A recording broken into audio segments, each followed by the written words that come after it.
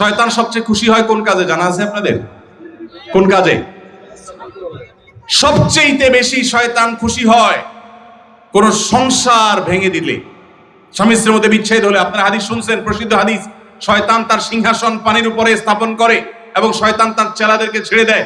চেলারা সারাদিন আকাম কুকাম করে সারাদিন অপকর্মের পরে ফিরে এসে তাদের দলনেতাকে বলে, আমি একজনকে খুন করিয়েছি, একজনকে দিয়ে আরেকজনকে দিয়ে একটা মিথ্যা বলিয়েছি, আরেকজনকে দিয়ে মাদকাসক্ত করিয়েছি, আরেকজনকে দিয়ে অমুক জেনা করিয়েছি।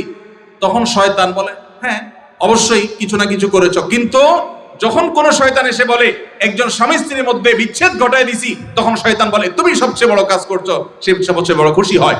যে সমস্ত পুরুষেরা মহিলাদেরকে অথবা পুরুষদেরকে উস্কায়, দেখবেন যে অনেক মহিলাকে যায় অনেকে বলে, ভাবি আপনার মতো মানুষের সাথে ভাই রাগ করে কেমনে?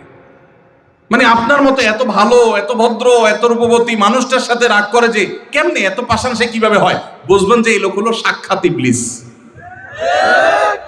আবার একই কথা ওই পুরুষ লোকটাকে যদি বলে যে ভাই আপনি তো রাজপুত্র, মাশাআল্লাহ, আপনার কপালে রাজরানী আসলেও কম হবে ভাই, তাহলে তার উস্কায় দিচ্ছে। তার মানে সে মনে মনে চিন্তা করবে, তাহলে আমার বউ এটা আমার জন্য আসলে মানায় না, আমি তাহলে এত বেশি যোগ্য পুরুষ।